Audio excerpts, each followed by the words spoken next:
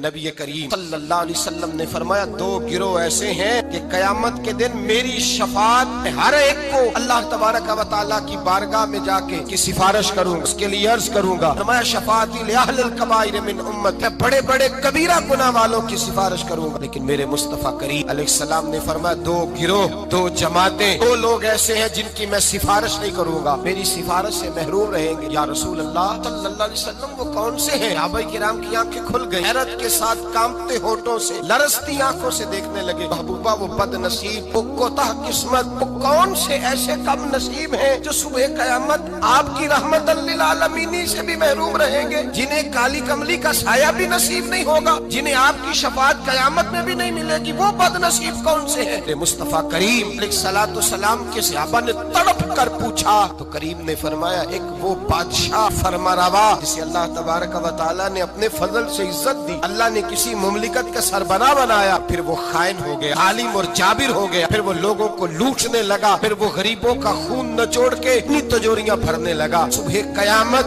میرے مصطفیٰ کریم فرماتے میری شفاعت سے بھی محروم رہے گا۔ دوسرا میرے حبیب پاک علیہ السلام نے فرمایا میرا وہ امتی ہو، نہ پڑھنے والا ہو، لیکن اگر اللہ کی حدوں کو پامال کرتا ہے، اگر اللہ کی حدوں کو توڑتا ہے، قیامت کے دن وہ میری شفاعت کا حقدار نہیں ہے، میں صبح قیامت اللہ کے حضور اس کی شفاعت نہیں۔ بخاری مسلم میں حضرت عائشہ صدیقہ رضی اللہ تعالیٰ عنہ حضور کے اخلاق بیان کرتی ہے، کہتی ہے نبی پاک علیہ السلام نے کبھی اپنے دست مبارک سے کسی کو مارا نہیں، کسی غلام کو، کسی عورت کو، کبھی نہیں، یہ اخلاق بیان ہو رہا ہے۔ فرماتے ہیں کبھی حضور نے کسی پر غصہ نہیں فرمایا، بخاری مسلم میں یہ بھی اخلاق کا حصہ ہے، یہ بھی اخلاق ہے، کبھی کسی پر غصہ نہیں فرمایا۔ لیکن جناب عائشہ فرماتی ہے اگر کوئی اللہ کی حد کو توڑ دیتا، اگر کوئی دین اسلام کے قانون کو پامال کرتا تو پھر میں مصطفیٰ کے چہرے پر جلال دیکھتی، پھر میں حضور کے لب و لہجے میں اس کے لیے سختی دیکھتی، میں دیکھتی حضور سید عالم صلی اللہ علیہ وسلم اس پر جلال فرماتے، اللہ کے محبوب اس سے ناراض ہوتے جو حدود اللہ کو پامال کرتا۔ میرے بھائیوں جاگو، سمجھو اس پہلو کو، اپنے بچوں کا ماتھا چومنا بھی اخلاق ہے، اور اگر وہ دین کو توڑے تو ان کے منہ پہ تھپڑ مارنا بھی اخلاق ہے، اپنے بچوں پر ساری شفقتیں انڈیل دینا بھی اخلاق ہے، اور اگر وہ رسول اللہ کے دین کے باغی ہو جائے تو ان کے خلاف ڈنڈا اٹھانا بھی اخلاق ہے، پھر ان کو لتاڑنا بھی اخلاق ہے، پھر ان کو سختی کے ساتھ سنوارنا بھی اخلاق ہے۔ تو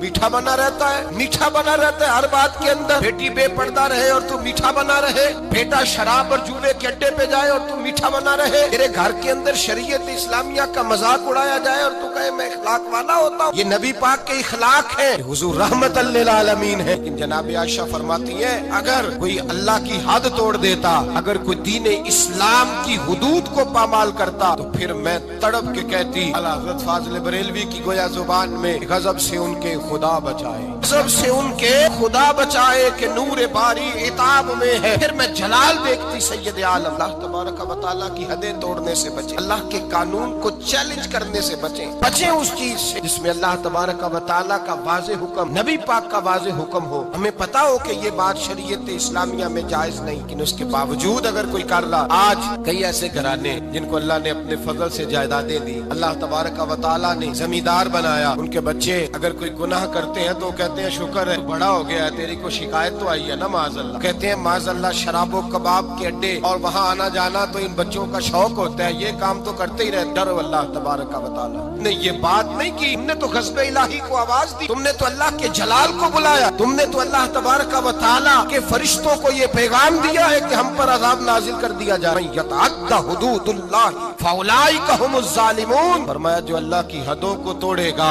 وہ بہت بڑا ظالم ہے، بہت بڑا جابر ہے۔ میرے نبی کریم سید عالم صلی اللہ علیہ وسلم حدود اللہ کو نافذ کرتے، حضور اللہ کے دین کو نافذ کرتے، نبی پاک رحمت للعالمین نافذ کرتے، نبی پاک رحمت للعالمین۔ حضور کی طبیعت نہیں چاہتی کسی شخص کے بارے میں، لیکن حضور کے سامنے چور آیا ہے رحمت للعالم، چور آیا اور میں اس کا ہاتھ کاٹوں، کٹوایا ہے نبی پاک نے، ایک شخص پر قتل ثابت ہو گیا، مسجد قباء کے قریب حضور تشریف فرما، پر ثابت ہو گیا جرم، اس نے قتل کیا ہے، حضور نے صحابی سے فرمایا لے جاؤ دروازے پہ اس کی گردن مار دو۔ ایک صحابی ہیں حضور سے محبت کرتے تھے، پیار کا رشتہ، غلامی کا رشتہ تھا، سر آتے ان کو ہنساتے، ایک شام آئے یا رسول اللہ غلطی ہو گئی میں نے شراب پی لی، اللہ کے محبوب نے حدود اللہ کی باری آئی تو محبت کو نہیں دیکھا، یہ نہیں دیکھا کہ میرا اس سے پیار ہے، یہ روز آتا ہے میرے ساتھ، اس کا رشتہ ہے، اخوت ہے، غلامی ہے، حضور نے فرمایا اس کو لے جاؤ وہاں باندھو، 80 کوڑے مارو اس کے وجود پر اللہ کا دین ہے یہ نافذ کیا جائے گا، نافذ کیا جائے گا۔ اس میں کسی شخص کا ذاتی پیار اور اس کا ذاتی تعلق کام نہیں آئے گا، یہ نافذ ہوگا۔ صحابہ کہتے ہیں باہر لے گئے، غلام کو کوڑے لگ رہے تھے، اندر اللہ کے رسول بے چینی کے ساتھ ٹہل رہے تھے، کبھی ادھر جاتے کبھی ادھر آتے۔ ایک صحابی نے کہا حضور اس نے شراب پی ہے، آپ اس کے لیے اس قدر زیادہ پریشان ہے؟ نبی پاک نے فرمایا تم نے شراب دیکھی ہے، اس کا احساس نہیں دیکھا؟ اس کو کوئی پکڑ کے نہیں لایا، تھام کے نہیں لایا، گرفتار کر کے نہیں لایا، خود آ گیا ہے۔ کہتا ہے محبوبہ غلطی ہو گئی، مجھے پاک کر دے۔ پاک نے فرمایا غلطی ہو گئی ہے، میں نے اللہ کی حد نافذ کر دی ہے، لیکن یہ بھی حقیقت ہے کہ وہ خدا سے بھی پیار کرتا ہے اور محمد مصطفیٰ سے بھی پیار کرتا ہے، یہ بھی ایک حقیقت ہے۔ لیکن حدود اللہ کو نافذ کیا۔ قبیلہ غامدیہ کی عورت آئی، اس نے کہا رسول اللہ میں گناہ کر بیٹھی ہوں، میرے پیٹ کے اندر ناجائز بچہ وہ روئی ہے، تڑپ رہی ہے۔ حضور نے فرمایا جاؤ بچہ پیدا ہونے پہ آنا۔ وہ گئی ہے، بچے کی ولادت پہ آئی۔ حضور نے فرمایا واپس جا، جب تیرا بچہ کھانا کھانے لگے تو آنا۔ بخاری شریف میں بالتفصیل روایت موجود ہے۔ وہ کہتے ہیں وہ دوبارہ لوٹی، بچہ 2 سال کا ہوا، بچے کے ہاتھ میں روٹی تھی، وہ آئی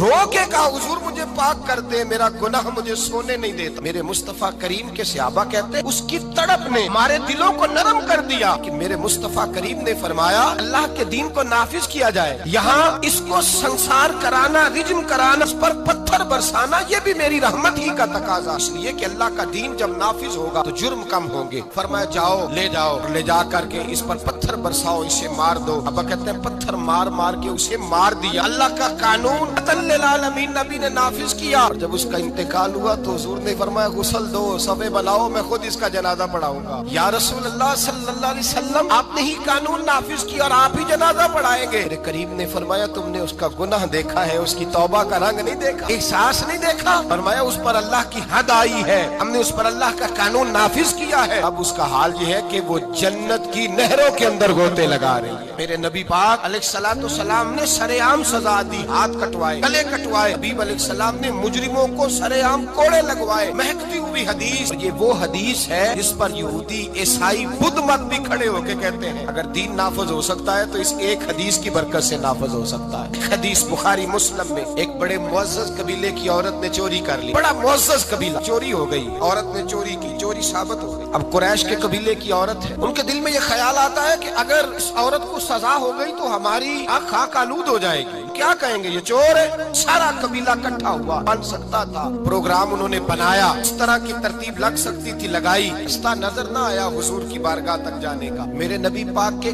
غلام زادے ہیں اسامہ بن زید، حضور کو بڑے پیارے ہیں، حضور نے بڑا پیار کیا، فرمایا یہ اسامہ مجھے بڑا پیارا ہے۔ نبی پاک نے فرمایا یہ لڑکی ہوتا تو میں اسے زیور پہناتا، میں اس کے لیے بہت ساری چیزیں خرید کے لاتا۔ حضور محبت کرتے، اب اسامہ سے پیار کرتے، غلامی کا رشتہ۔ اہل قریش نے جن کی عورت نے چوری کی تھی حضرت اسامہ بن زید کے پاس آئے، کہنے لگے تھوڑی سی رعایت مل جائے، گنجائش مل جائے تھوڑی سی۔ اسامہ بن زید سے کہا تھوڑی گنجائش ہو جائے، سزا میں تھوڑا ہلکا پن آ جائے، پہلی دفعہ تھا، نیا نیا دین قبول کیا ہے، ابھی لوگ عادی نہیں ہوئے، بڑی حکمتیں، بڑی تفصیلات، بڑا کچھ۔ اسامہ بن زید کہتے ہیں میں در رسول پہ آیا، اور میں جب آتا تھا نا تو مصطفیٰ کریم کا چہرہ کھل جاتا تھا۔ آپ فرماتے میں آیا، حضور کے پہلو میں بیٹھا، نبی پاک علیہ السلام دلوں کے بھید جاننے والے، پلٹ کر مصطفیٰ نے دیکھا، فرمایا اسامہ جو کہنے آئے ہو چلو کہہ ڈالو، چلو کہہ ڈالو۔ میں اسامہ بن زید دھیمے لہجے میں نے بات، ارہین کہتے اسامہ بن زید فرماتے میں نے بات کو کا پس منظر دے کر حکم، یا رسول اللہ ابھی نیا نیا دین قبول کیا ہے، ابھی لوگ حکمتوں سے آگاہ نہیں، ابھی پوری طرح دین میں آئے نہیں۔ یا